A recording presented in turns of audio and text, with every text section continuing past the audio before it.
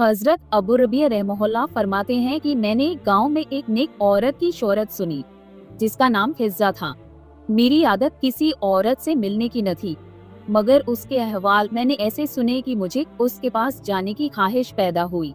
मैं उस गांव में गया और इसकी तहकीक की तो मुझे लोगों ने बताया कि उसके यहाँ एक बकरी है जिसके थनों से दूध और शहद दोनों निकलते हैं। मुझे यह सुनकर ताज्जुब हुआ।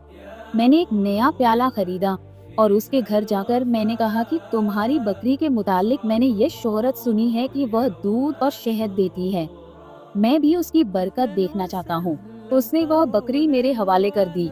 मैंने उसका दूध निकाला तो वाकई उसमें से दूध और शहद निकला।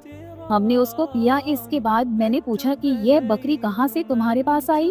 कहने लगी, इसका किस्सा ये है कि हम गरीब आदमी हैं, एक बकरी के सिवा हमारे पास कुछ न था, उसी पर हमारा गुजर था। इत्तेफाक से बकरीद आ गई।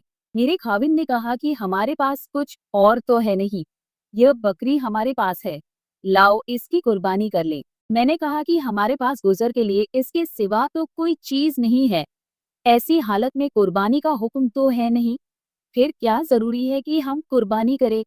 खाविंद ने यह बात मान ली और कुर्बानी मुलतवी कर दी। इसके बाद इत्तेफाक से उसी दिन हमारे पास एक मेहमान आ गया तो मैंने खाविंद से कहा कि मेहमान के इकराम का तो हुक्म है और कोई चीज तो है नहीं, इस बकरी ही को ज़िबा कर लो। वह उस बकरी को ज़िबा करने लगा। मुझे यह ख्याल हुआ कि मेरे छोटे छोटे बच्चे इस बकरी को ज़िबा होते देखकर रोने लगेंगे, इसलिए मैंने कहा कि बाहर ले जाकर दीवार की आड़ में ज़िबा कर लो, बच्चे न देखें।